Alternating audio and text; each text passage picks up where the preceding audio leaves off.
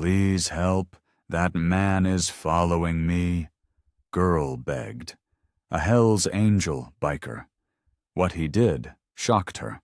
The autumn sun hung low in the sky, casting long shadows across the sidewalk as Maggie Parker made her way home from school.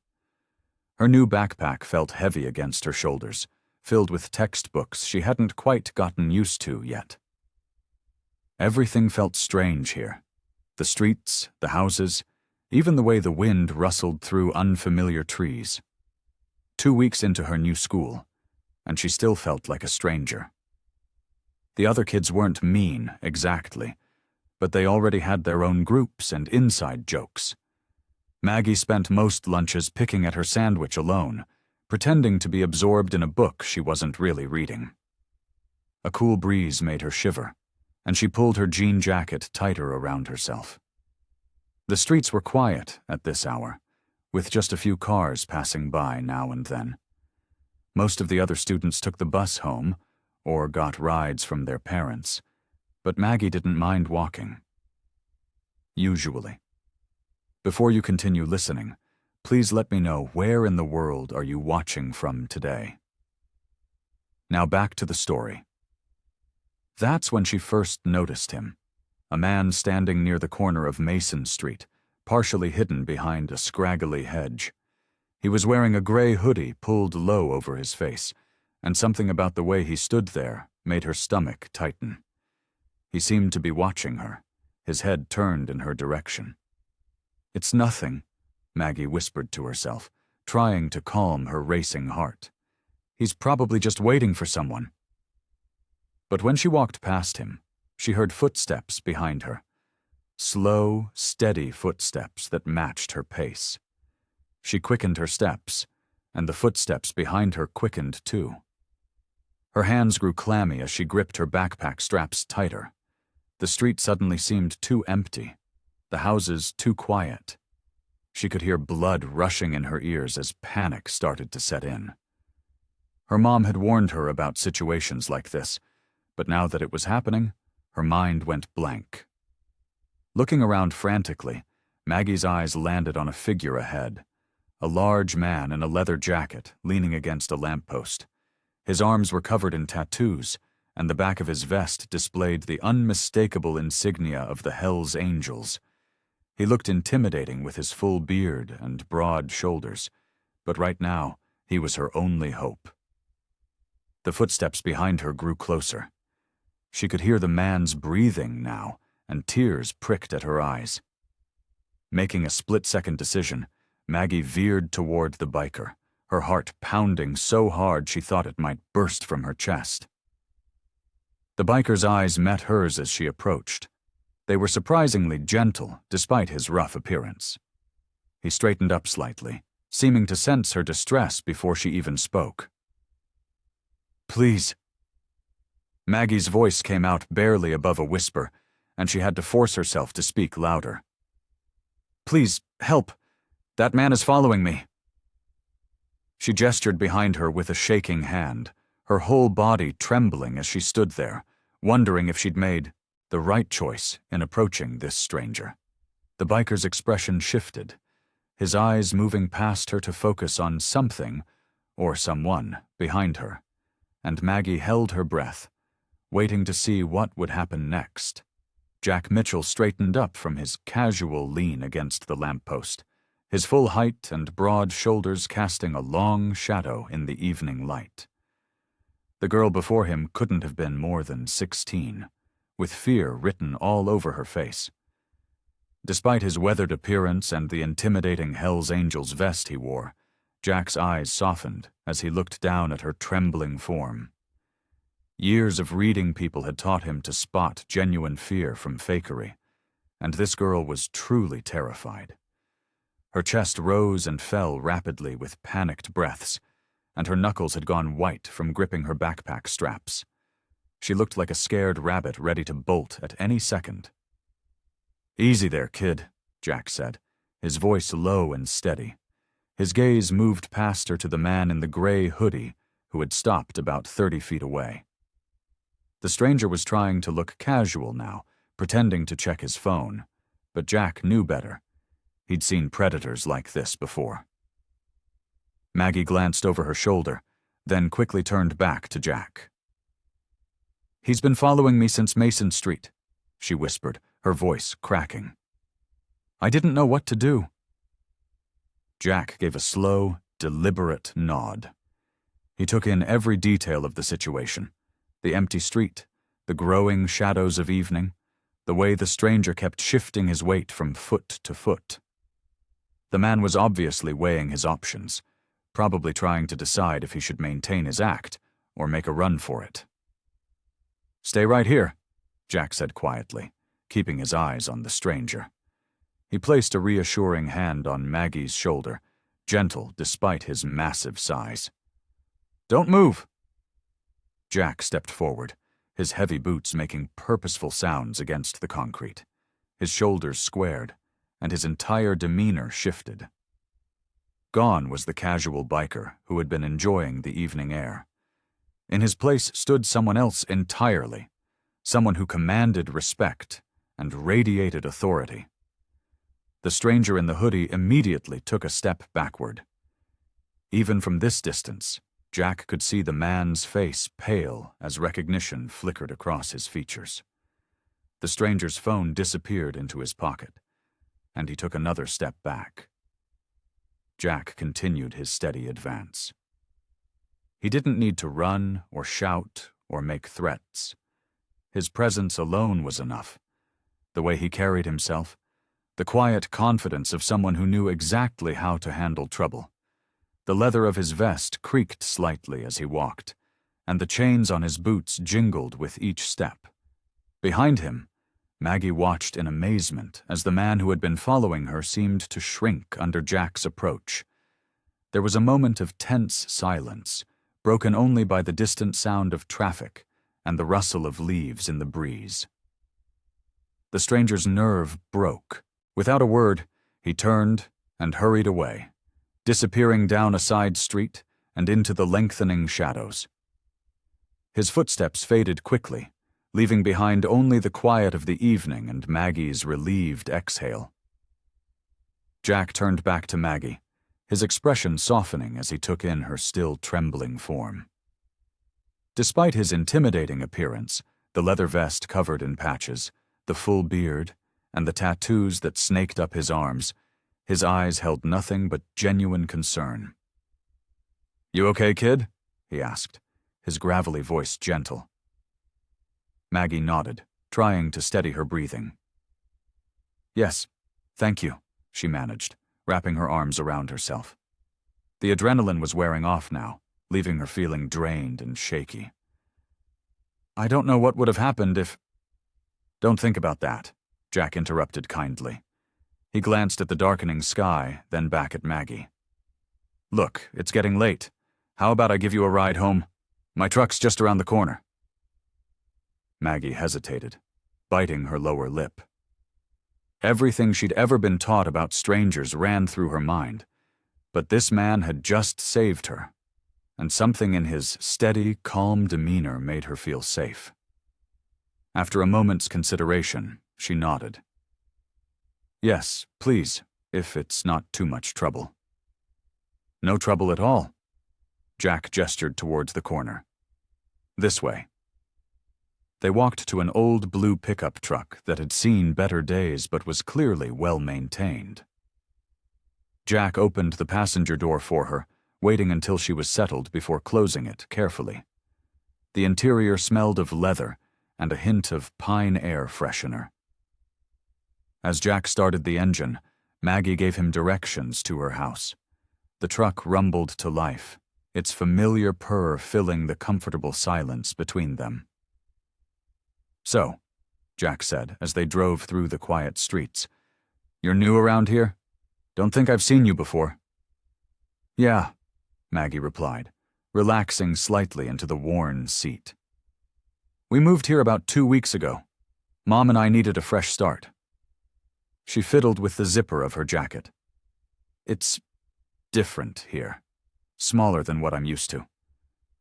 Jack nodded, keeping his eyes on the road. "Small towns take some getting used to. How's school treating you?" It's okay, I guess. Maggie shrugged, surprised at how easy it was to talk to this stranger. The classes are fine, but it's hard being the new kid. Everyone else has known each other forever, and I'm just there. That's rough, Jack acknowledged. Takes time to find your place. Yeah. Maggie watched the familiar houses pass by. Most days I just try to get through it. The kids aren't mean or anything, they just don't really see me, you know? Jack made a sound of understanding, navigating a turn with careful precision. His presence was oddly comforting, solid and dependable, like an anchor in rough waters. My old school was bigger, Maggie continued, the words flowing more freely now. It was easier to blend in there. Here, everyone notices when you're different, when you don't belong. She paused, surprised at how much she'd revealed to this stranger. Jack didn't push or offer empty platitudes. He just listened, his steady hands on the steering wheel, occasionally nodding to show he was paying attention. His silence seemed to encourage Maggie to keep talking, to let out the feelings she'd been holding in since the move. Mom says it'll get better, she said softly. That we just need to give it time. But sometimes it feels like we're starting over from scratch, you know? Like everything we built before doesn't matter anymore. Jack's truck rolled to a gentle stop at the curb in front of Maggie's house, the engine idling softly. Through the windshield, Maggie spotted her mother standing on the front porch, her arms crossed tightly over her chest. Even from this distance, she could see the worry etched across Beth's face. That's my mom, Maggie said, unbuckling her seatbelt. She looks upset. Jack nodded, his expression thoughtful as he studied Beth's anxious figure. Probably wondering where you've been. Any mother would worry. Yeah, Maggie agreed, gathering her backpack from the floor. Thank you again for everything. I don't know what I would have done if... Don't mention it, kid, Jack cut in gently. Just glad I could help. Maggie opened the truck door and climbed out, adjusting her jacket against the evening chill. Jack gave a friendly wave toward Beth, who returned it hesitantly, then put his truck in gear and drove away. The rumble of his engine faded into the quiet of the suburban street. As Maggie walked up the path to their house, Beth rushed down the porch steps to meet her. Maggie, where have you been? I've been worried sick. Her mother's voice trembled slightly. Who was that man? Mom, I'm okay, Maggie assured her, noticing how pale her mother looked. That was Jack. He helped me when this creepy guy was following me on my way home. Beth's face went even whiter. What? Someone was following you? She grabbed Maggie's shoulders, looking her over as if checking for injuries. Are you sure you're all right? Did anything happen? I'm fine, Mom. Really? Maggie insisted. Jack scared the guy away. He was really nice. He gave me a ride home to make sure I got here safely. Beth's eyes darted up and down the street, as if searching for hidden dangers. Her hands shook slightly as she pulled Maggie into a tight embrace. The familiar scent of her mother's vanilla perfume wrapped around her, but there was something different about this hug. Something desperate and afraid. Maggie hugged her back, confused by her mother's intense reaction. Sure, she'd be worried too, but this seemed like more than normal maternal concern. As they separated, Maggie noticed something clutched in her mother's right hand, a wrinkled envelope that looked like it had been opened and refolded multiple times. Mom, Maggie asked hesitantly. What's wrong? What's that letter? Beth glanced down at the envelope as if she'd forgotten she was holding it. Her fingers tightened around it, crumpling it further. We need to talk, sweetheart, she said, her voice barely above a whisper. Inside. The porch light cast long shadows across her mother's face, highlighting the dark circles under her eyes and the tight set of her jaw. Whatever was in that letter had clearly shaken her deeply. Maggie felt a chill that had nothing to do with the evening air. "Mom, you're scaring me," Maggie said softly. Beth reached out and squeezed Maggie's hand. "I know, baby. I'm sorry." She took a deep breath, trying to compose herself. "Let's go inside. There are some things we need to discuss." Inside their small living room, the old floor lamp cast a warm glow that couldn't quite chase away the growing shadows. Beth sank into their worn blue armchair, still clutching the letter. Maggie perched on the edge of the couch, her hands clasped tightly in her lap. "Mom, please," Maggie said softly. "Whatever it is, we can handle it together." Beth's fingers trembled as she smoothed out the crumpled paper. "This letter," she began, then stopped, swallowing hard. "It's from someone I knew a long time ago. Someone I hoped would never find us." Maggie leaned forward, her heart pounding. The letter looked ordinary enough, just a plain white envelope with typed text. But the way her mother stared at it, you'd think it was a live snake. "They're threatening us, Maggie," Beth's voice cracked. "Threatening your future." "What? Why?" Maggie's mind raced, trying to make sense of it. Who would want to hurt us? Beth shook her head firmly, folding the letter and tucking it into her pocket. "No, sweetie. The less you know about this, the better. I need to handle it myself." "But Mom..." "No." Beth's tone was final, though her eyes were pleading. "Please, Maggie, trust me on this. Some things from the past should stay there." Maggie slumped back against the couch cushions, frustration building in her chest. "How can I trust you when you won't tell me what's going on? We're supposed to be in this together." Beth stood up and crossed the room, sitting next to Maggie on the couch. She wrapped an arm around her daughter's shoulders. "We are together. Always. But my job is to protect you, and right now that means keeping certain things to myself." Maggie wanted to argue more, but something in her mother's expression stopped her. She'd never seen Beth look so haunted. The usual warmth in her brown eyes was clouded with fear, and something else. Shame, maybe? "Just promise me you'll be careful," Beth whispered. "Don't go anywhere alone. Come straight home after school." "Is that why you were so worried about Jack giving me a ride?" Maggie asked. Beth tensed at the mention of Jack's name. "Yes. No, it's complicated." She squeezed Maggie's shoulder. "I know he helped you today, but we can't trust anyone right now, okay?" Maggie nodded slowly, though her mind was spinning with questions. The evening that had started with a scary stranger following her had somehow become even more frightening. At least with the man on the street, she could see the threat. This invisible danger, hidden in her mother's past, felt worse somehow. Later that night, Maggie lay in bed, staring at her ceiling. The wind had picked up outside, making the branches of the old oak tree scratch against her window. Each sound made her jump slightly, her imagination turning every shadow into a potential threat. The letter was somewhere in the house, probably still in her mother's pocket. Its presence felt like a weight pressing down on their home, making the familiar rooms feel strange and unsafe. Maggie pulled her blanket up to her chin, trying to force herself to relax, but sleep remained stubbornly out of reach. The wind howled again, and somewhere in the distance, a car door slammed. Maggie rolled onto her side, curling into a tight ball. She couldn't shake the feeling that their quiet life had just changed forever, and not for the better. The morning sun cast long shadows across Main Street as Maggie walked to school, her backpack heavy on her shoulders. She'd barely slept, and dark circles rimmed her eyes.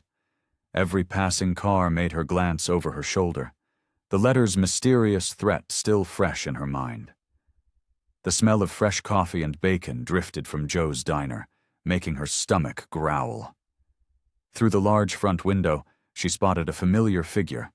Jack sat alone in a booth, his leather jacket draped over the seat beside him.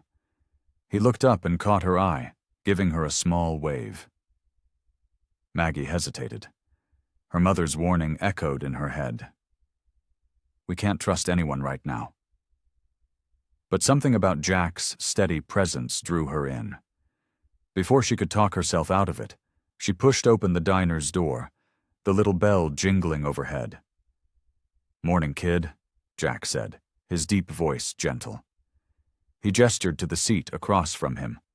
"Grab a seat if you've got time." Maggie slid into the booth, setting her backpack beside her. The vinyl seat squeaked beneath her weight. A waitress appeared almost immediately, coffee pot in hand. "Can I get you anything, honey?" she asked, topping off Jack's cup. "Just water, please," Maggie replied, watching the steam rise from Jack's coffee. Jack studied her face. "Rough night? You look tired." Maggie traced a pattern on the Formica tabletop with her finger. "Yeah, didn't sleep much." "Your mom okay?" he asked casually, but something in his tone made Maggie look up sharply. "She's—" Maggie paused, choosing her words carefully. "Different, since yesterday." Jack nodded slowly, taking a long sip of his coffee. The morning sun caught the silver in his beard, and Maggie noticed for the first time how the lines around his eyes deepened when he was thinking. The waitress returned with Maggie's water, the ice cubes clinking against the glass. Maggie took a small sip, gathering her courage. "Can I ask you something?" she said finally.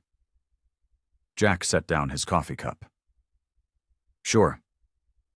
"Do you—" Maggie's voice dropped to barely above a whisper. "Do you know anything about my mom's past?" The diner's usual morning chatter seemed to fade away as Jack considered her question. His expression remained neutral, but Maggie noticed his fingers tighten slightly around his coffee cup. "Everyone's got a past, Maggie," he said finally, his voice low and measured. "Sometimes it's best to let sleeping dogs lie." "But," Jack held up a hand, "some things get buried for a reason.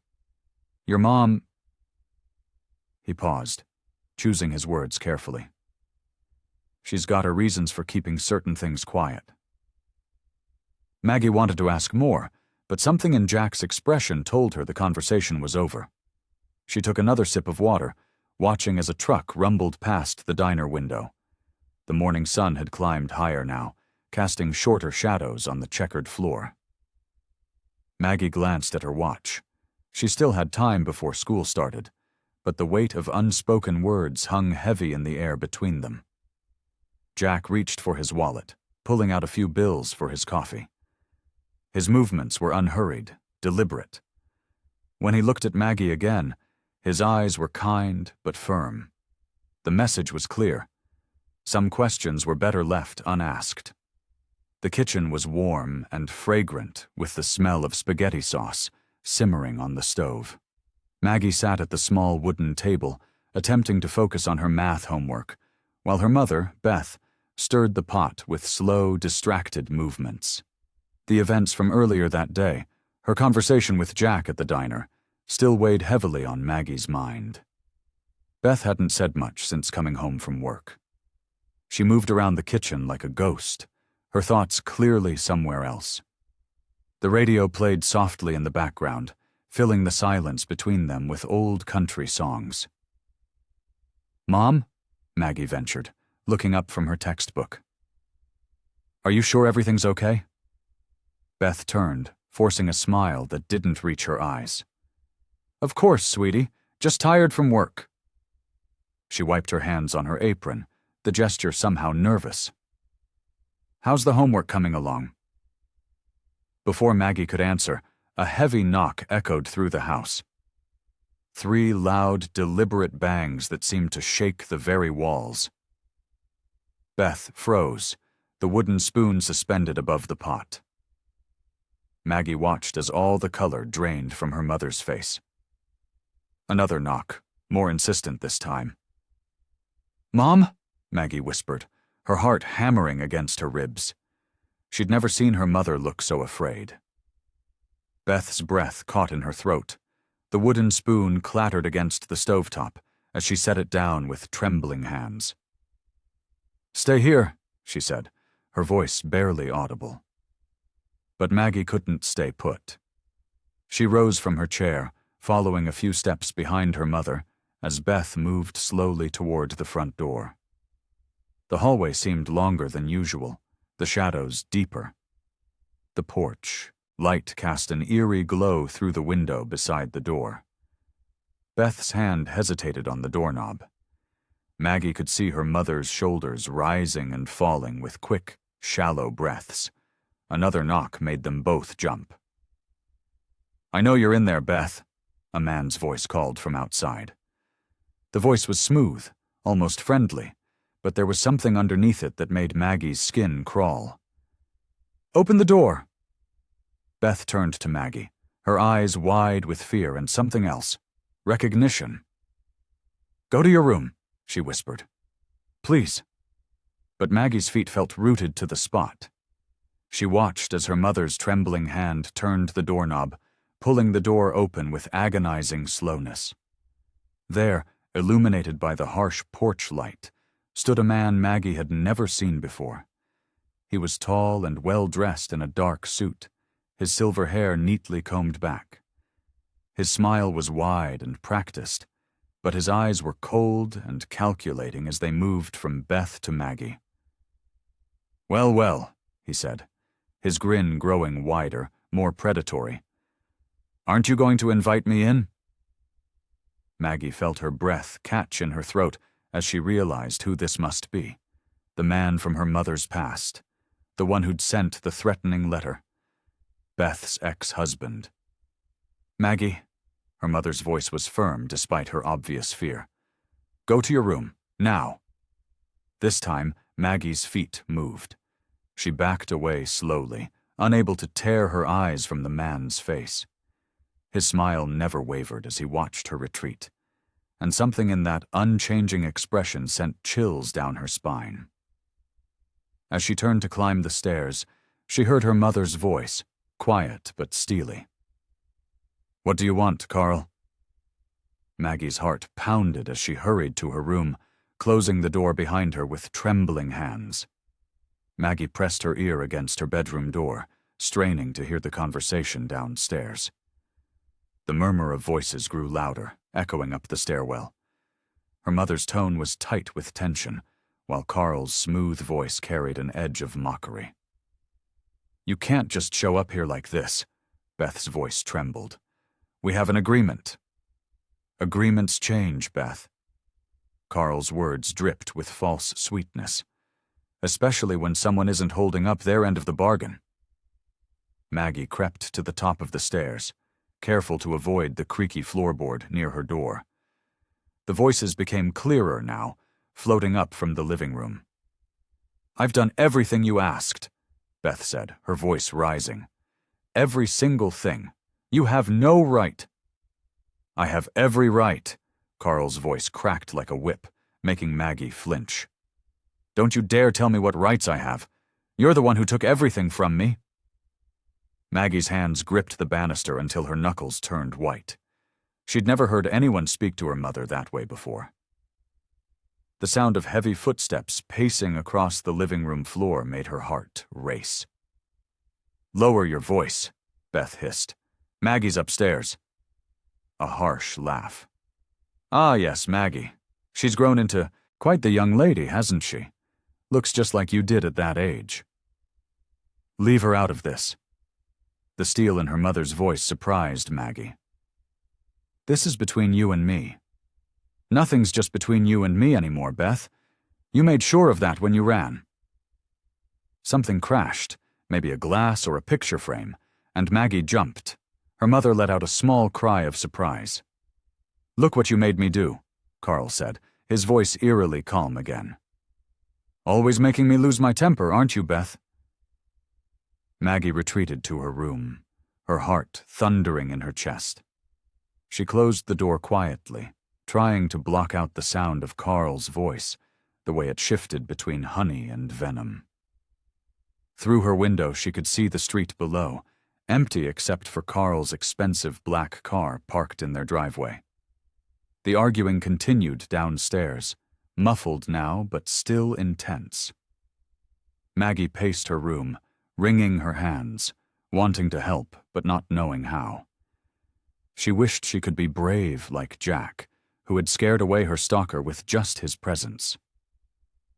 As if summoned by her thoughts, a familiar rumble filled the air. Maggie rushed to her window. Through the gathering dusk, she saw a motorcycle approaching, its headlight cutting through the shadows. The bike rolled to a stop in front of their house, its engine growling before falling silent. Jack swung off the motorcycle, his leather jacket gleaming in the streetlight. Even from her window, Maggie could see the determination in his stride as he walked up to their front door.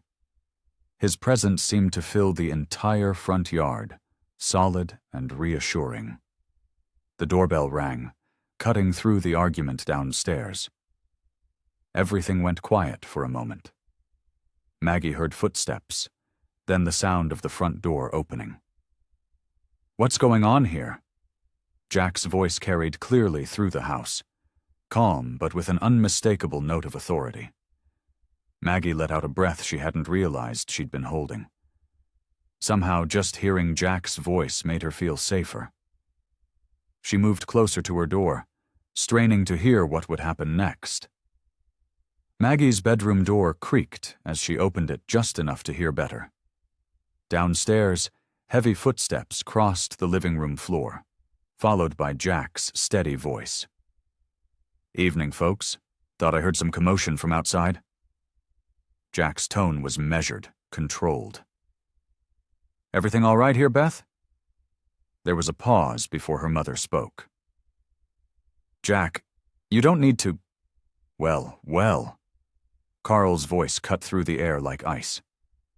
"Who do we have here? The local charity case coming to play hero?" "I'm just checking on a friend," Jack replied, his words carrying a weight that seemed to fill the room. "Seems like maybe you were heading out?" Maggie could picture the scene perfectly. Jack's tall frame blocking the doorway, Carl's expensive suit probably wrinkled from his earlier outburst, her mother standing between them, trying to keep the peace. "Friend?" Carl's laugh was sharp and hollow. "Beth, you're making friends with bikers now? My, how far we've fallen." "That's enough, Carl." Beth's voice was stronger now, steadier with Jack present. "I think the lady's right," Jack said. "You've said your piece. Time to go." Something scraped across the floor, probably Carl moving closer. "You don't know anything about this situation, friend. This is family business." "Family doesn't terrorize family," Jack replied calmly. "And they sure don't show up uninvited to make threats." "Threats?" Carl's voice dripped with false innocence. "I'm just having a conversation with my ex-wife about things that concern us, things you know nothing about." Maggie heard movement, then her mother's quick intake of breath.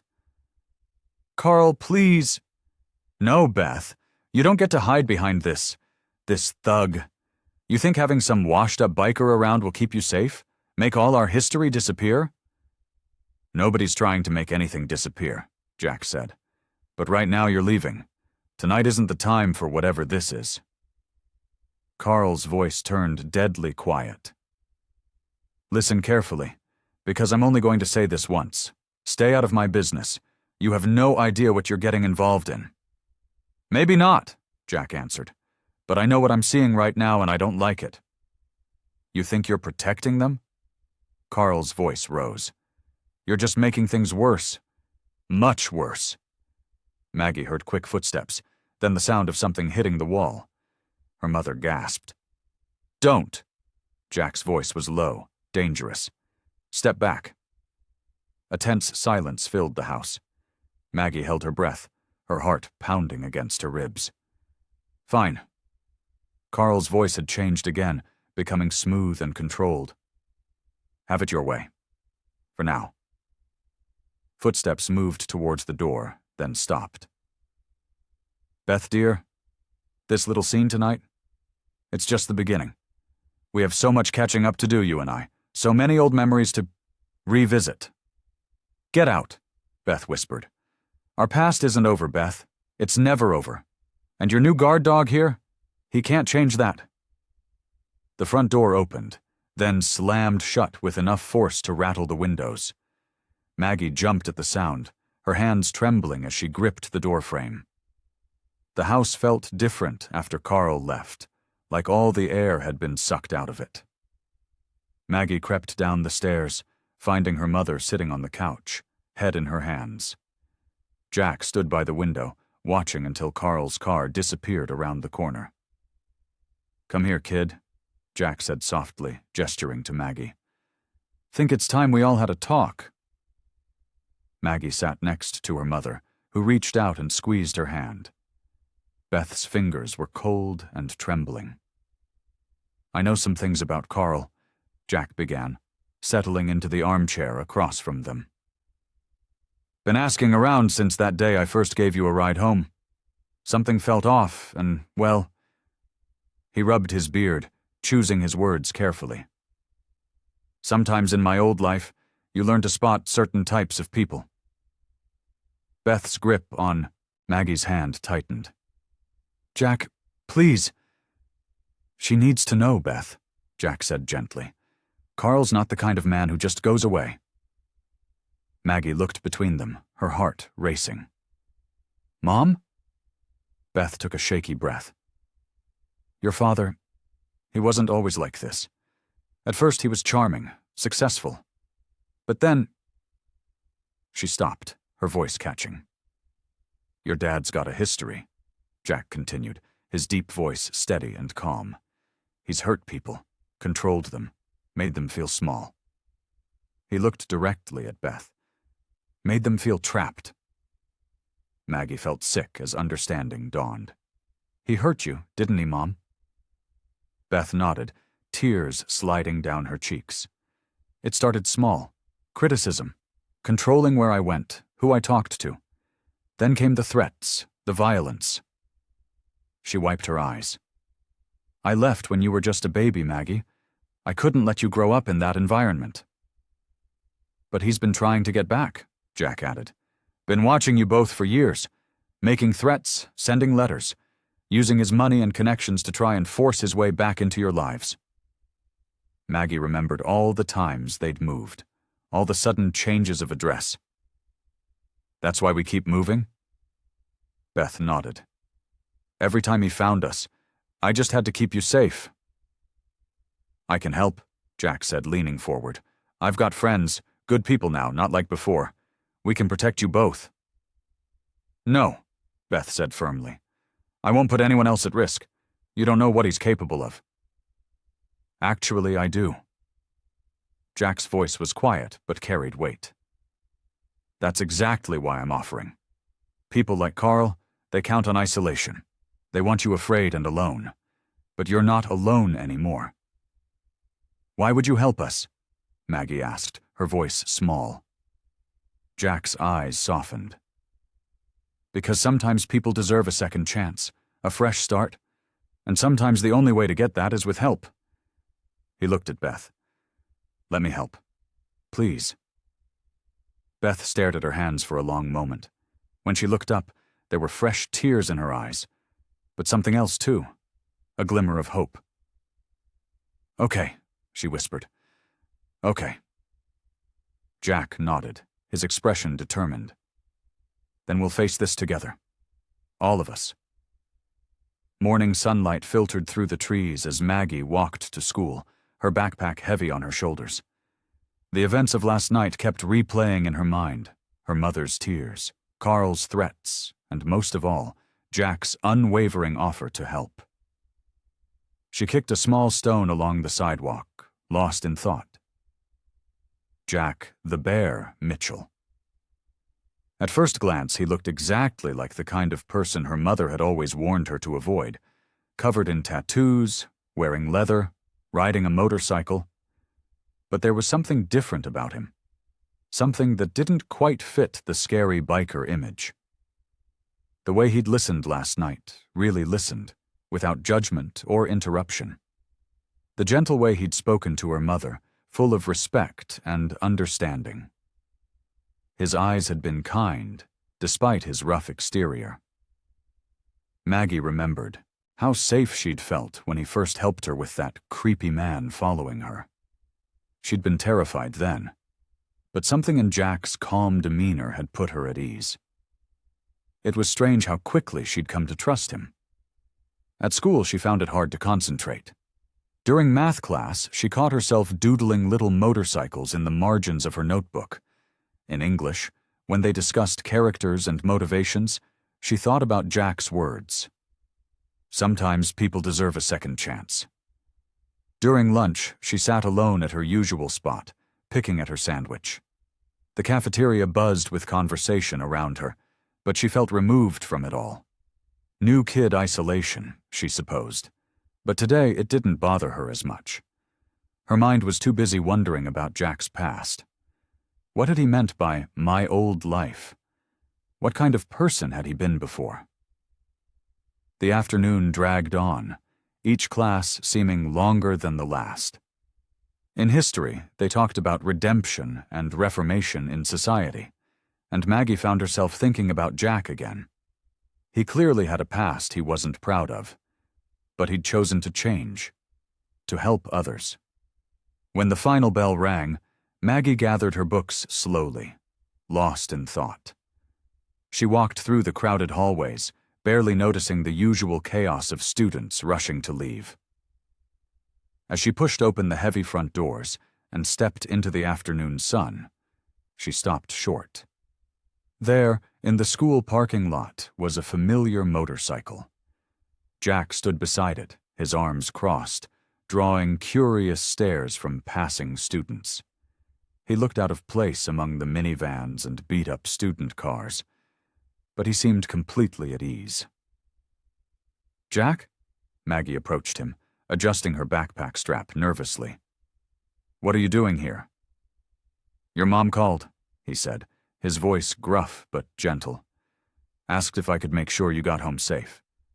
He held out a spare helmet. "Hope you don't mind the ride." Maggie looked at the helmet, then back at Jack. His presence here, at her school, felt surreal. But after everything that had happened, after learning about her father, she understood her mother's concern. And somehow, despite his intimidating appearance, Jack's presence made her feel secure. She reached for the helmet, noticing how some of her classmates were watching with wide eyes, but for once, she didn't care what they thought. "Thanks, Jack," she said, taking the helmet. "I'd like that." The motorcycle roared down empty streets, leaving the town behind. Maggie held tight to Jack's leather jacket as houses gave way to open fields and scattered trees. The late afternoon sun cast long shadows across the road, and the air grew cooler as they climbed higher into the hills. Jack pulled off onto a dirt road, following it to a clearing that overlooked the town below. He cut the engine, and suddenly everything was quiet except for the whisper of wind through the trees. Below them, the town looked small and peaceful, its streets laid out like ribbons catching the golden light. "I come here sometimes," Jack said, leaning against his bike. "Helps me think." Maggie sat on a fallen log, taking in the view. After a moment, she gathered her courage. "Jack, why did you join the Hells Angels?" He was quiet for a long moment, his eyes fixed on the horizon. "I was young," he finally said, his voice softer than usual. "Angry at the world. My old man died when I was 16, left me and my mom with nothing but debts. I started running with a rough crowd, thinking I was tough." He shook his head. "The Angels, they seemed like family back then. Gave me something to belong to." "What was it like?" Maggie asked, watching his face. Jack ran a hand through his beard. "At first it felt good. Power, respect, or what I thought was respect. But things got darker. Started doing things I wasn't proud of." He looked down at his hands, covered in faded tattoos. One night things went too far. We were supposed to rough up some guy who owed money, but he had a family there, kids. His voice grew heavy with regret. I didn't hurt them, but I stood there and watched while others did. Their faces, those kids' faces, I still see them sometimes when I close my eyes. Maggie felt a chill that had nothing to do with the evening air. What happened then? That night changed everything. I couldn't sleep, couldn't eat. Kept seeing those kids. Jack's shoulders slumped slightly. I left the Angels. Wasn't easy. You don't just walk away from that life. But I knew if I stayed, I'd lose whatever was left of my soul. He turned to face Maggie, his eyes intense. I came to this town looking for a fresh start. Worked odd jobs, kept my head down.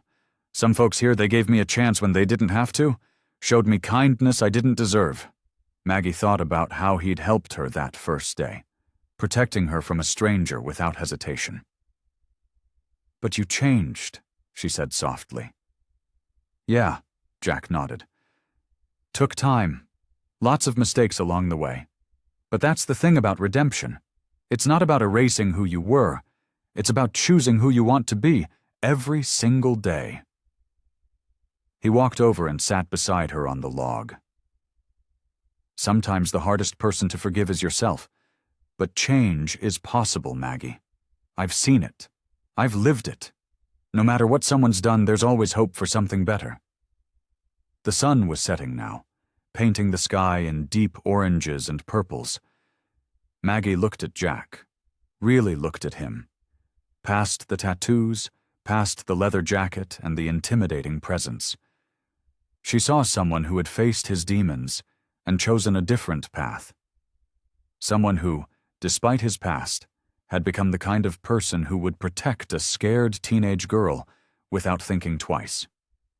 Maggie sat at the kitchen table, pushing her spaghetti around her plate. The clock on the wall ticked steadily, marking each silent moment between her and her mother.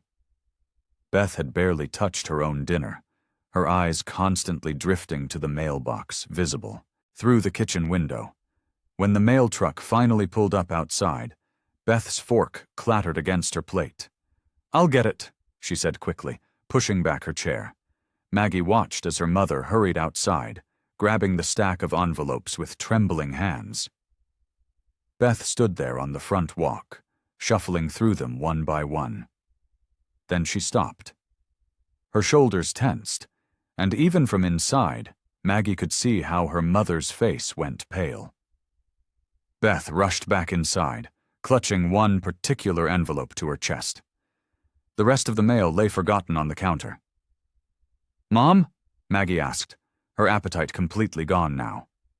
"What is it?" "Nothing, sweetie." Beth's voice was too high, too brittle. "Just bills." But Maggie saw how her mother's hands shook as she tried to open the envelope, how she had to steady herself against the kitchen counter. The paper made a harsh sound as Beth unfolded it, and Maggie noticed her mother's eyes growing wider as they scanned the page. Beth's breath caught in her throat. The letter slipped from her fingers, and she quickly snatched it back up, crumpling it slightly in her haste.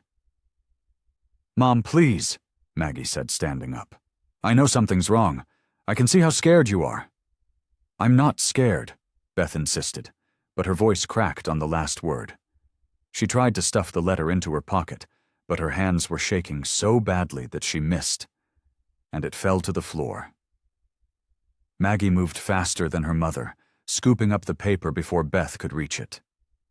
"Please," she said again, holding the letter behind her back. "Stop hiding things from me. I'm not a little kid anymore." "Maggie, give that back." Beth's voice was stern, but her eyes were filled with fear. "You don't need to be involved in this." "But I am involved," Maggie's voice rose. "I live here too. I see how worried you are. I heard the fight with Carl. These letters, they're from him, aren't they?" Beth sank into a kitchen chair, her face in her hands. For a long moment, she said nothing. When she finally looked up, there were tears in her eyes. Yes, she whispered. They're from Carl. How long? Maggie asked, her heart pounding. Weeks now. They started right after we moved here. Beth's voice was barely audible. He found us again. Why didn't you tell me? I wanted to protect you. Beth reached for Maggie's hand. I thought if I could handle it myself, keep it from you. But you're not handling it, Maggie said, gentler now. Mom, I can see how scared you are. These letters, they're getting worse, aren't they? Beth nodded slowly, a tear sliding down her cheek. This one. He's threatening to come back, to take you away from me, to hurt anyone who tries to help us. Maggie felt cold all over. She thought of Jack, of how he'd been helping them. Was he in danger too? We have to do something, Maggie said firmly. We can't just keep pretending everything's okay. We need help. Beth looked up at her daughter, seeing not the little girl she'd tried so hard to protect, but a young woman standing strong in the face of fear. She reached out and pulled Maggie into a tight hug, and for the first time in weeks, her tears fell freely. Jack sat in his usual spot at the diner, his coffee growing cold as he stared at his phone. Names and numbers he hadn't touched in years scrolled past his thumb. Each one represented a piece of his past he'd tried to leave behind, but now they might be exactly what he needed. The bell above the door chimed, and Maggie walked in, her backpack slung over one shoulder. She slid into the booth across from him, her face drawn with worry.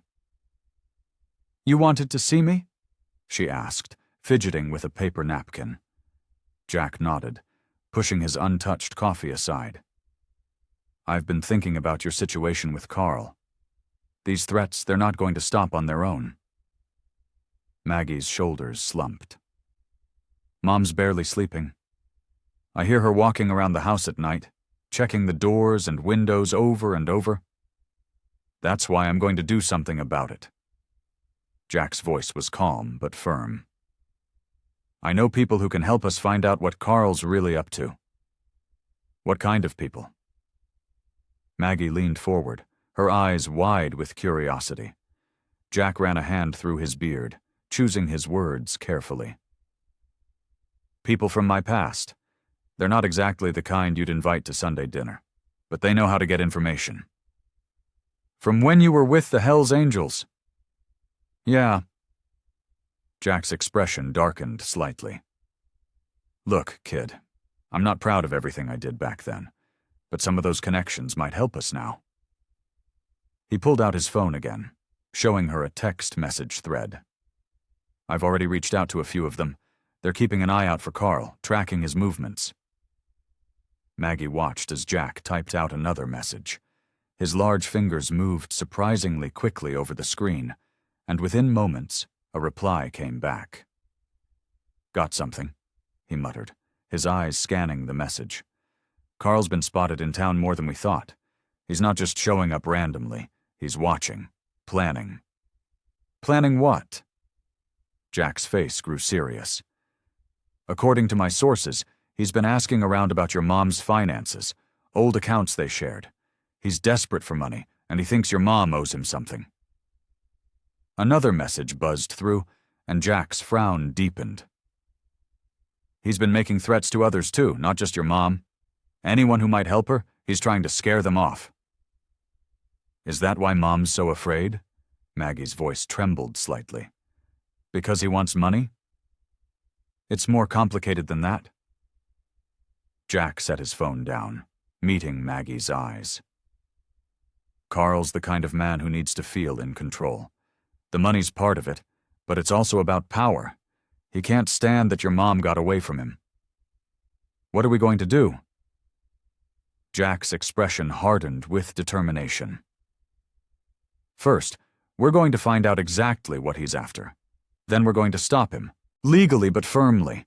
I promise you, Maggie, I won't let him hurt you or your mom. But what about you? Maggie asked. The threats he made about anyone who helps us. Don't worry about me, kid. Jack's voice was steady. I've dealt with worse than Carl Parker. He thinks he can intimidate people into getting what he wants. Well, he's about to learn that some people don't scare so easily. He reached across the table, giving Maggie's hand a reassuring pat. Your mom's got more friends than Carl knows about, and we're going to make sure he understands that clear as day. The doorbell rang, sending a chill through the quiet house. Maggie watched from the kitchen as her mother walked to the front door, her steps hesitant but determined. Through the window they could see Carl standing there, but this time he wasn't alone. A man in a pressed suit stood beside him, holding a leather briefcase.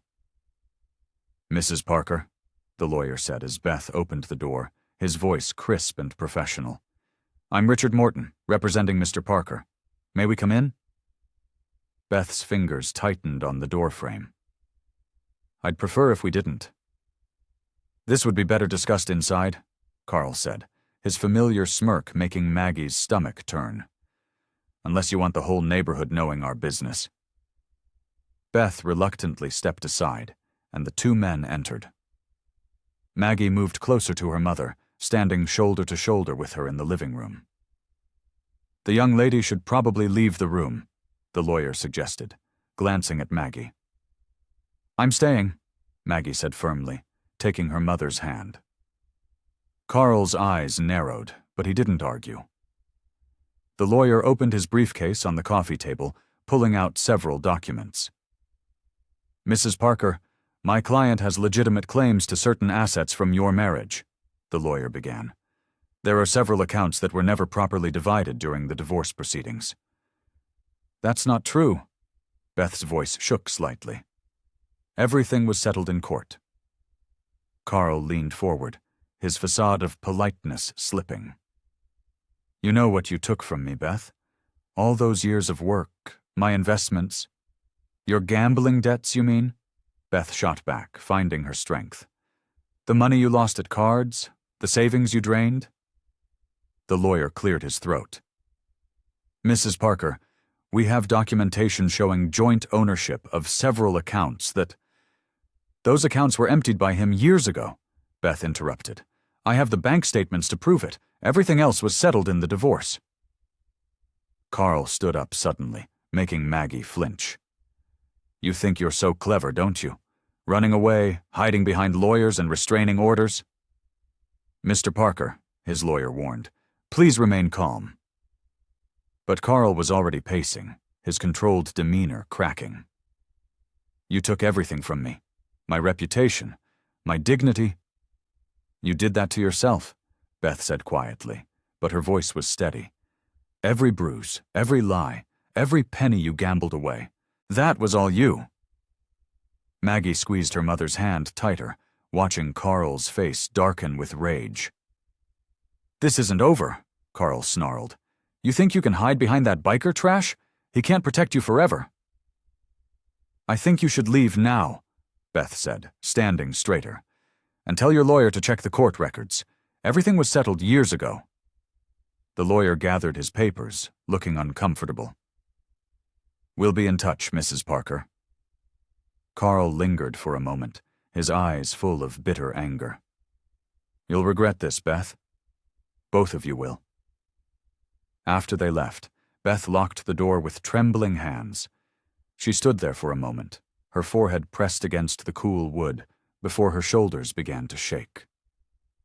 Mom? Maggie wrapped her arms around her mother as Beth's composure finally broke. I'm sorry, Beth whispered through her tears. I'm so sorry you had to see that. I never wanted you to know. They sank onto the couch together, Beth's tears flowing freely now. He wasn't always like this. In the beginning, he was different. Or maybe I just didn't see it. Maggie held her mother close, feeling her shake with suppressed sobs. The afternoon sun cast long shadows across the living room floor, and somewhere in the distance, a dog barked. But inside the house, there was only the sound of Beth's quiet weeping and the heavy weight of memories she'd tried so hard to forget. The kitchen felt warmer somehow with Jack's presence.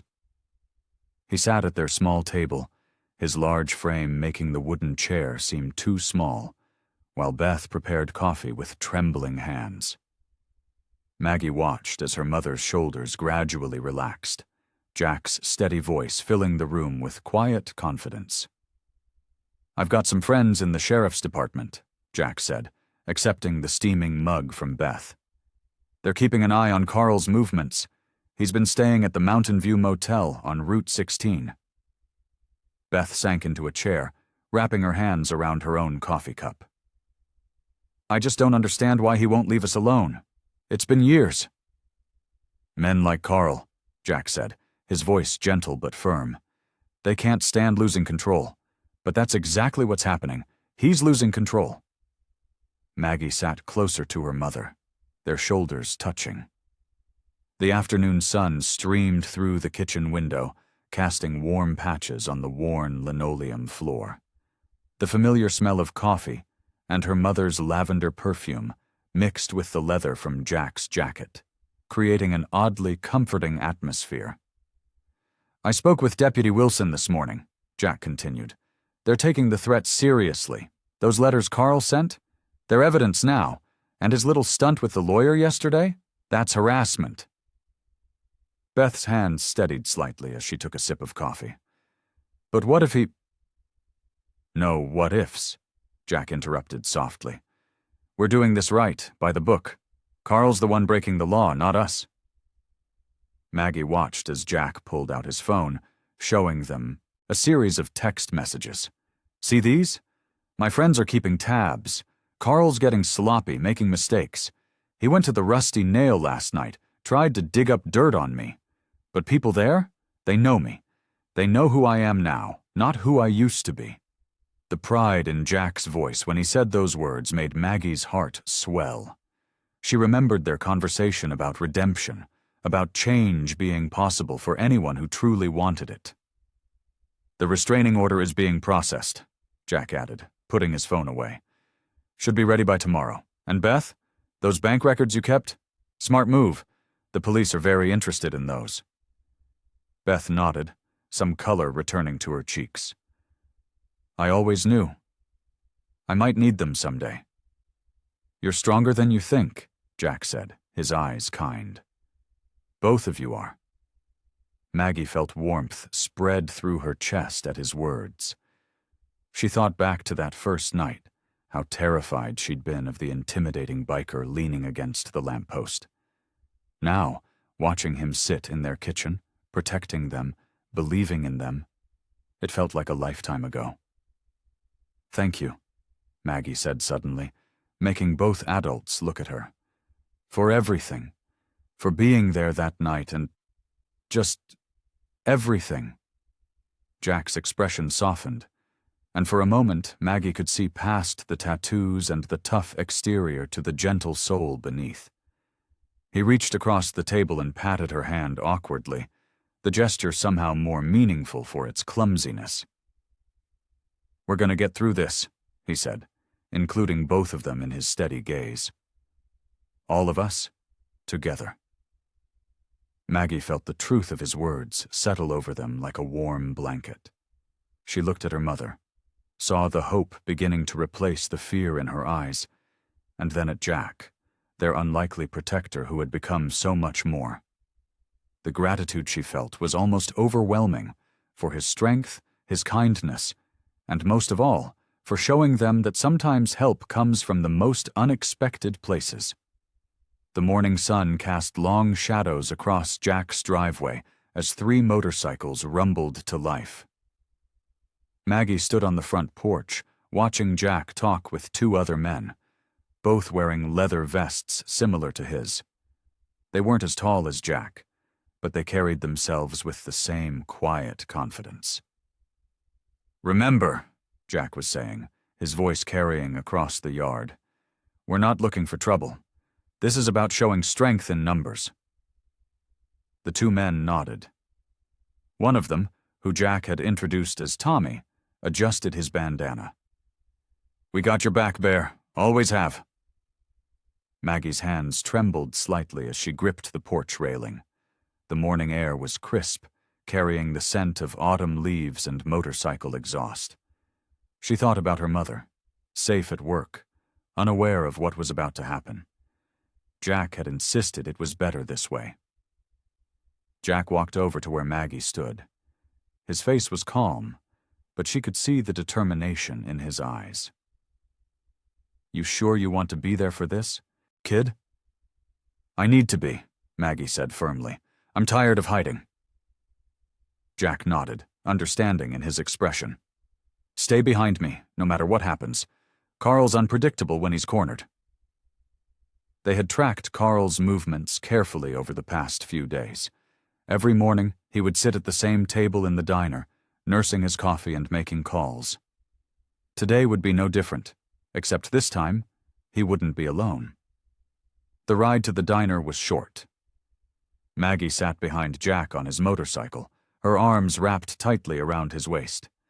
The rumble of the engines filled her chest, matching her racing heartbeat. Tommy and the other man, Steve, flanked them like guardian angels in leather. They pulled into the diner's parking lot, and there it was, Carl's blue sedan, parked in his usual spot. Through the window, Maggie could see him sitting at his corner table, phone pressed to his ear. Jack dismounted first, helping Maggie off the bike. His movements were deliberate, unhurried. Tommy and Steve positioned themselves near the entrance, their presence impossible to ignore. "Ready?" Jack asked, his voice gentle. Maggie took a deep breath and nodded. "Ready." They walked into the diner together. The bell above the door chimed cheerfully, a stark contrast to the tension in the air. Several regular customers looked up, then quickly looked away. Carl was still on his phone, but as Jack's shadow fell across his table, he slowly lowered it. "We need to talk," Jack said, his voice firm but controlled. Carl's face twisted into a sneer. "I have nothing to say to you." His eyes darted to Maggie, then to the two men by the door. Something flickered in his expression. Uncertainty. "That's fine," Jack replied, sliding into the booth across from him. "You can listen." Maggie stood slightly behind Jack, her heart pounding but her stance steady. She watched as Carl's facade of confidence began to crack under Jack's unwavering stare. "This ends now," Jack continued. "The letters, the threats, the harassment, all of it. Beth and Maggie are off limits." Carl leaned forward, his voice a harsh whisper. "You can't tell me what to do. You don't know who I am, what I'm capable of." "But I do know," Jack cut him off. "I know exactly what you are. A bully who's lost his power, and now you're going to lose what little you have left if you don't walk away." The diner had gone completely silent. Even the clinking of coffee cups had ceased. Everyone could feel the weight of the moment, the electricity in the air. Carl's eyes darted between Jack, Maggie, and the two men at the door. His hands clenched into fists on the table, then slowly relaxed. The mask of arrogance began to crumble, revealing the coward beneath. Carl pushed back from the table, his chair scraping against the linoleum floor. "This isn't over," he muttered, but his voice lacked conviction. He stood up, leaving a few crumpled bills on the table, and walked out. The bell chimed again as the door closed behind him. The tension in the diner slowly dissipated. Tommy and Steve nodded to Jack before heading outside to make sure Carl left. Jack remained seated, and Maggie slid into the booth across from him. "There's something I need to tell you," Jack said, his voice heavy. He ran a hand through his beard, a gesture Maggie had come to recognize as a sign of his inner struggle. "About my past, the whole truth." Maggie leaned forward, her hands clasped on the table. The morning sunlight streamed through the window, highlighting the gray in Jack's beard and the lines around his eyes. Lines that spoke of years of carrying heavy burdens. "Remember when I told you about my time with the Angels?" he began, his voice low. "I didn't tell you everything. Back then I wasn't just running with them. I was leading some of their worst operations. He paused, his eyes distant. There was this night, about 15 years ago. We were supposed to just scare some rivals, show them who was boss. But things went wrong. Really wrong. Jack's fingers traced the condensation on his water glass. Someone died that night. A young kid. Probably not much older than you. He was just in the wrong place at the wrong time. His voice cracked slightly. I didn't pull the trigger, but I might as well have. I was in charge. It was my call that put everything in motion. Maggie sat very still, processing his words. The busy sounds of the diner seemed to fade away, leaving just the two of them in their own bubble of truth. After that night, I couldn't sleep, couldn't eat. Every time I closed my eyes, I saw that kid's face. Jack's eyes met Maggie's, and she saw the pain there, raw and real. I turned myself in, did 5 years inside. When I got out, I swore I'd spend the rest of my life trying to make up for what I'd done. He reached across the table, his weathered hands open, palms up. I wanted to tell you sooner, but I was afraid. Afraid you'd look at me different. Afraid you'd stop trusting me. But after everything with Carl, I realized I couldn't keep asking for your trust while holding back the truth. Maggie looked at Jack's hands. Strong hands that had once caused harm, but now protected her and her mother. She thought about the man who had stood up to Carl, who had shown her what real strength looked like. Without hesitation, she placed her hands in his. Jack, she said softly, you're not that person anymore. The man I know is the one who helped a scared girl on a dark street. The one who's been protecting us, asking nothing in return. She squeezed his hands. That's who you are now. Tears welled in Jack's eyes, and he quickly blinked them away. You're something else, kid. You know that? I learned from the best, Maggie replied, managing a small smile. You taught me that being strong isn't about never making mistakes. It's about what you do after them. Jack nodded, unable to speak for a moment. When he finally did, his voice was thick with emotion. Thank you, Maggie, for seeing me as I am now, not just who I was then. Beth sat at her kitchen table, surrounded by stacks of papers and documents. Her hands were steady as she sorted through years of Carl's manipulations. Bank statements, property deeds, and threatening letters, all neatly organized in manila folders. Jack stood behind her, his presence reassuring as Detective Wilson reviewed the evidence. This is more than enough, Detective Wilson said, carefully placing another document into an evidence bag. The pattern of harassment is clear, and with the recorded threats from yesterday's meeting. He shook his head, clearly disturbed by what he'd seen. Maggie watched from the doorway as her mother's shoulders straightened, strength returning to her posture with each passing moment. The fear that had haunted Beth's eyes for so long was fading, replaced by determination. Mrs. Parker, Detective Wilson continued, your ex-husband's actions constitute criminal harassment, attempted extortion, and violation of existing court orders. We've already contacted the DA's office. Jack moved closer to Beth, placing a supportive hand on her shoulder. You're doing the right thing, he said softly. He can't hurt you anymore. The sound of car doors slamming outside drew their attention. Through the window, they could see several police vehicles pulling up to the curb.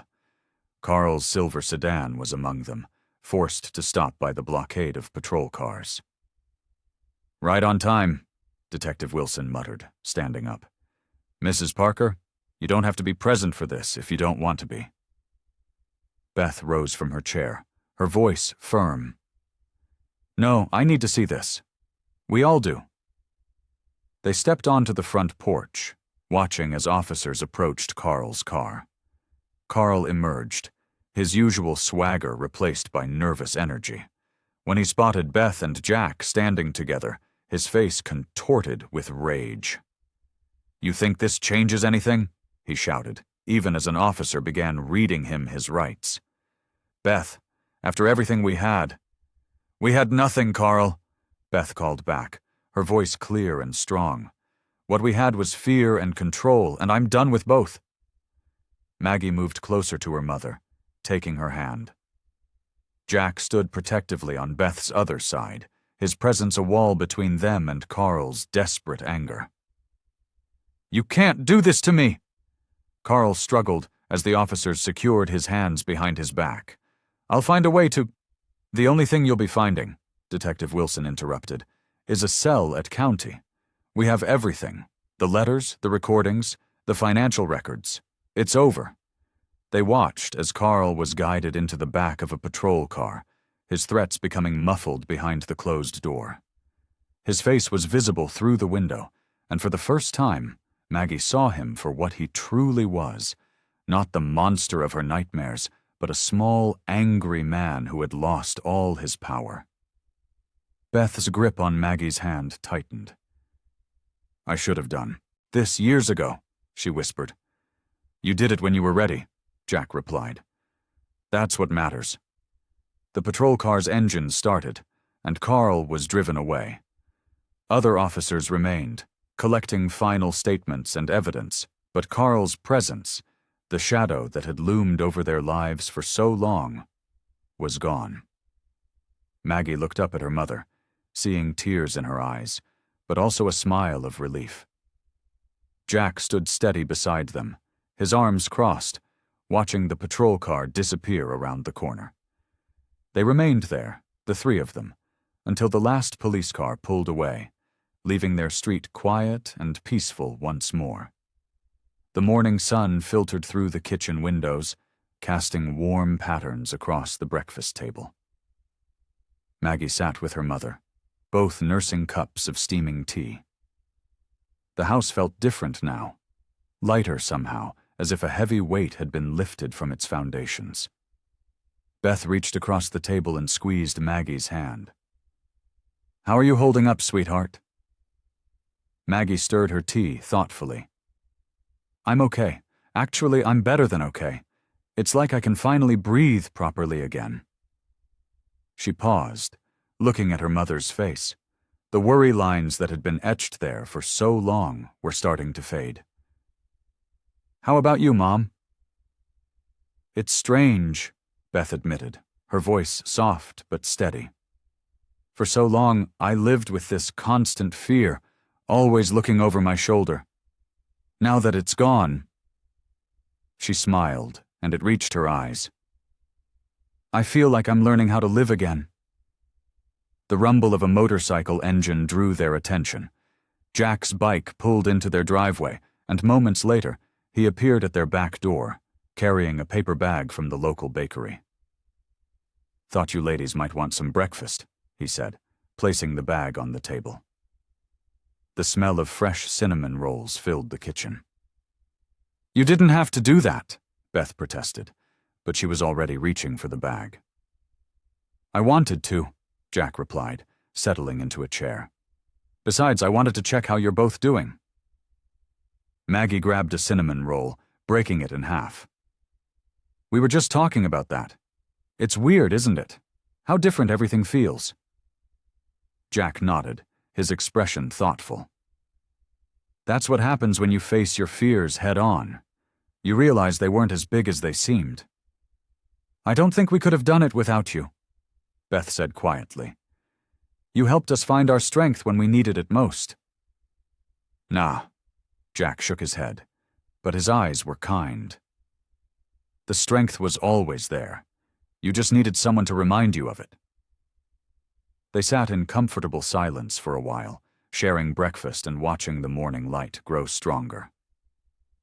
Finally, Jack cleared his throat. "I've been thinking," he said, his voice gruff with emotion. "Now that everything's settled, I should probably head out soon. Got some business to take care of in the next town over." Maggie felt her heart sink a little, even though she'd known this day would come. "You're leaving?" "Not forever," Jack assured her quickly. "Just need to tie up some loose ends. But I'll keep in touch, check in on you both. Beth reached out and touched his arm. You'll always have a place here, Jack. You know that, right? Jack nodded, clearly moved by her words. He stood up, adjusting his leather jacket. I should get going. Got a long ride ahead. They walked him to his motorcycle, standing in the morning sunshine. Jack turned to Maggie first, pulling her into a brief but firm hug. Stay strong, kid, he murmured. You've got more courage than you know. He hugged Beth next, exchanging quiet words that Maggie couldn't hear. Then he swung his leg over his bike, the engine roaring to life. Maggie watched as Jack backed out of the driveway, his figure silhouetted against the rising sun.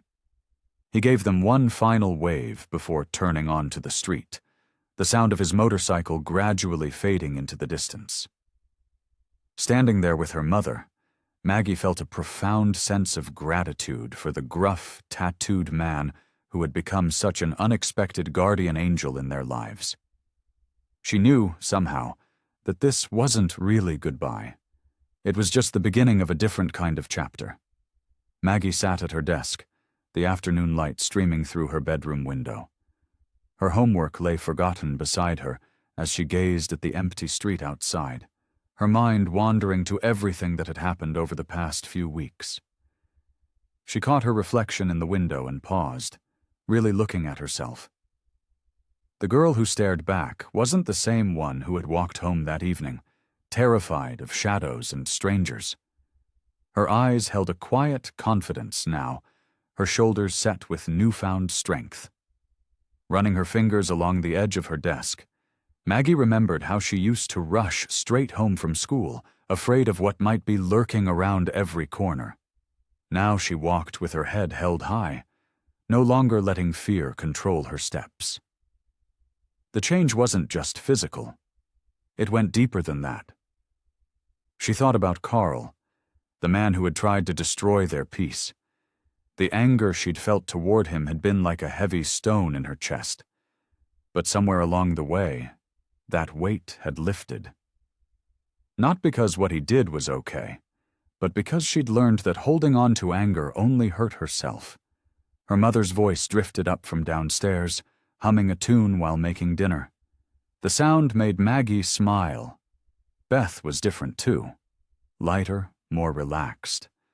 The shadows that used to haunt her eyes were fading, replaced by a quiet joy that seemed to grow stronger each day. Reaching for a piece of paper, Maggie began to write. Dear Jack, I've been thinking about that first night we met. I was so scared. And you probably looked like the last person I should run to for help. Isn't it funny how wrong first impressions can be? You taught me something important, that people aren't always what they seem on the surface. That someone can have tattoos and ride with the Hells Angels but still have the kindest heart. That our past doesn't have to define who we are today. I used to think being strong meant never showing weakness, never asking for help. But you showed me that real strength is about having the courage to be vulnerable, to trust others, to stand up for what's right even when it's hard. Mom's doing better now. I catch her smiling more often, and she started painting again, something she hasn't done since before all this started. I think watching you face your past helped her face hers too. Remember when you told me that redemption isn't about erasing mistakes, but about learning from them? I didn't really understand what you meant then, but I do now. It's about choosing to be better today than you were yesterday, even when that choice is difficult. Thank you for being there when we needed you most. Thank you for showing me that heroes don't always look like what we expect. Most of all, thank you for believing in us when we weren't sure we believed in ourselves. I know you said you had to leave, and I understand why. But I want you to know that you'll always have a family here with us. Mom's cinnamon rolls are getting better. Well, kind of. And there will always be a place for you at our table. Be safe out there, Maggie P.S. Don't stay away too long. This town's not the same without you. She folded the letter carefully, tucking it into an envelope. Jack had left them a way to reach him, a post office box in the next town over. Tomorrow she'd mail this letter, knowing that somewhere down the road he'd read these words and understand just how much he'd changed their lives.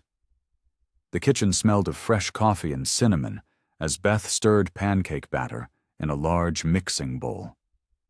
Sunlight streamed through the window, catching the silver threads in her hair. Maggie sat at the counter, watching her mother move around the kitchen with an ease she hadn't seen in years. "I was thinking," Beth said, pouring batter onto the griddle. "Maybe we could paint the living room this weekend. Something bright and cheerful."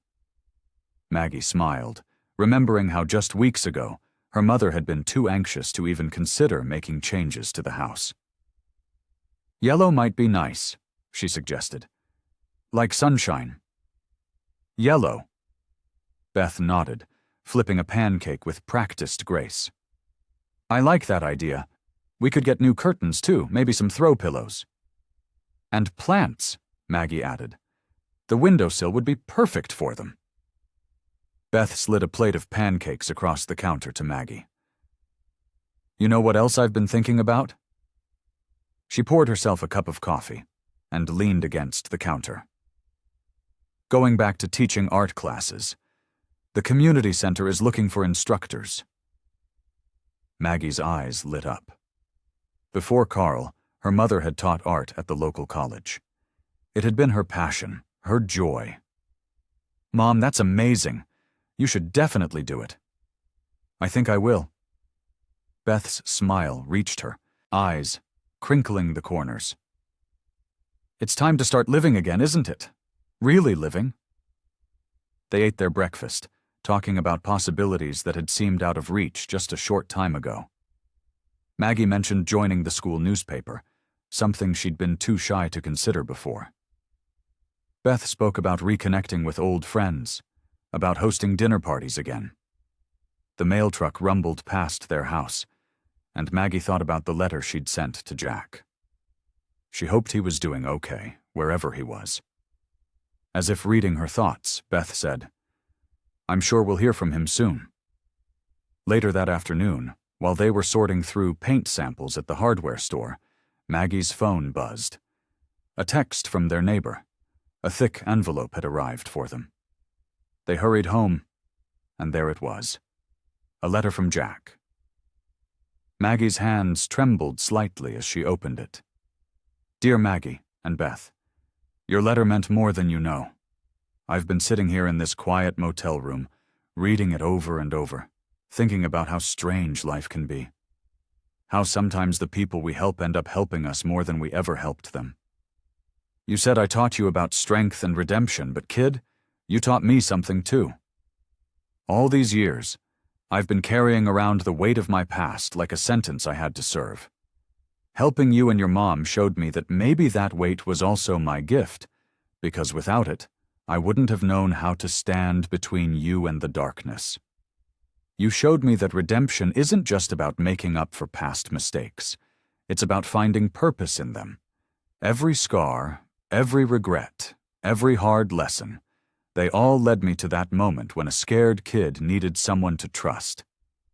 Beth, you're one of the strongest people I've ever met. Don't ever forget that. And Maggie, keep walking with your head high. You've got more courage in your little finger than most people have in their whole body. Maybe someday I'll take you up on that offer of cinnamon rolls. Until then, know that you've given this old bear something he thought he'd lost. Hope. Take care of each other, Jack P.S. If you ever need me, you know how to reach me. I'll always come running." The late afternoon sun cast long shadows across Jack's front porch as Maggie climbed the worn wooden steps. The small house sat on the outskirts of town, surrounded by tall pine trees that swayed gently in the breeze. It was exactly the kind of place she'd imagined Jack would call home. Simple, sturdy, and a little rough around the edges. Her sneakers creaked on the floorboards as she approached the screen door. Before she could knock, Jack's deep voice called out, "Come on in, kid." Maggie smiled, pushing open the door to find Jack sitting in an old leather armchair, a book open in his lap. The living room was sparsely furnished but comfortable, with photographs of motorcycles and landscapes decorating the walls. A cup of coffee steamed on the side table next to him. "How'd you know it was me?" Maggie asked, settling onto the worn couch across from him. Jack's eyes crinkled at the corners. "Nobody else walks up those steps quite like you do." He marked his place in the book and set it aside. "You look good, Maggie. Strong." She nodded, taking in the peaceful atmosphere of Jack's home. "I feel strong." Her fingers traced the pattern on a throw pillow. "Mom's doing really well, too. She's teaching art classes again." "That's good to hear." Jack leaned forward, his elbows on his knees. "And how about you? School treating you better?" "Much better." Maggie's voice carried a confidence that would have been unimaginable just months ago. "I joined the school newspaper. We're doing a series on community heroes." She gave him a meaningful look. "People who've turned their lives around and help others."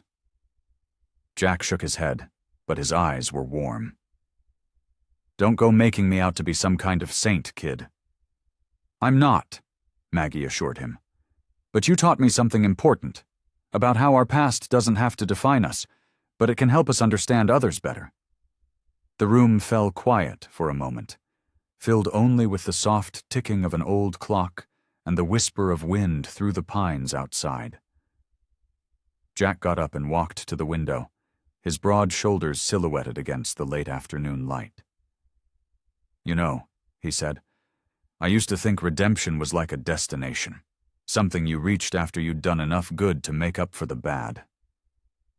He turned back to face her. "But that's not it at all, is it?" Maggie stood and joined him at the window. "No," she agreed. "It's more like a journey, something that keeps going." "Exactly." Jack's voice was gruff with emotion. "And sometimes the people we meet along that journey—" He trailed off, looking down at her with fatherly affection. "They become part of our story," Maggie finished for him. "That they do, kid. That they do." Jack pulled her into a tight hug, his presence as solid and reassuring as it had been on that first night when she'd been so scared and alone. But now, instead of fear, Maggie felt only gratitude and understanding. She knew that redemption wasn't about erasing the past. It was about learning from it, growing through it, and using those lessons to help others find their way through the darkness. "You know," Jack said as they pulled apart, "redemption isn't something that ever really ends. It's something we keep working at, every single day." Maggie nodded, understanding the truth in his words. Their lives had become intertwined in a way neither of them could have predicted, bound together by shared experiences and mutual growth.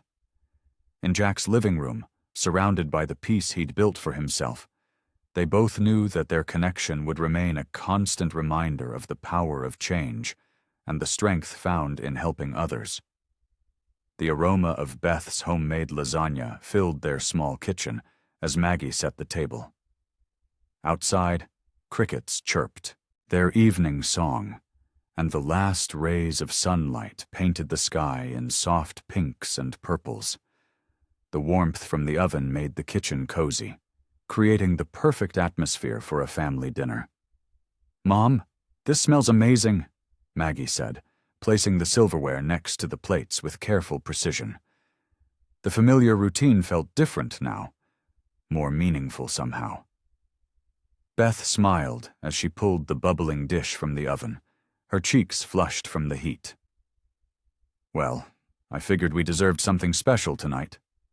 She set the lasagna on the cooling rack, the cheese still sizzling. "It's been a while since we've had a proper sit-down dinner together." Maggie grabbed the fresh garden salad from the refrigerator, the bowl cool against her hands. The lettuce leaves were crisp and green, dotted with cherry tomatoes and cucumber slices. It was such a simple thing, making dinner together, but it felt precious now. Remember when I used to burn everything? Beth chuckled, reaching for the bread knife to slice the garlic bread. Even toast? Oh my gosh, yes. Maggie laughed, the sound bright and clear in their kitchen.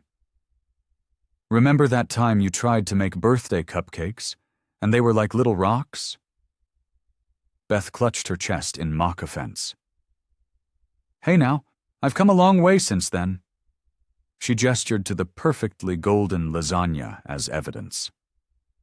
They settled into their seats, the familiar wooden chairs creaking slightly. The overhead light cast a warm glow over their meal, making everything look even more appetizing. Beth served generous portions onto their plates, while Maggie poured them both tall glasses of lemonade. So, Beth said, passing Maggie the garlic bread, I saw your article in the school paper. The one about community heroes? Her eyes sparkled with pride. It was beautiful, honey. Maggie felt her cheeks warm at the praise. Thanks, Mom. I wanted to write something that mattered, you know? It showed. Beth took a bite of her lasagna, considering her next words. You've grown so much these past few months. We both have. The quiet understanding that passed between them spoke volumes. They didn't need to mention Carl, or the fear they'd lived with, or how different things were now.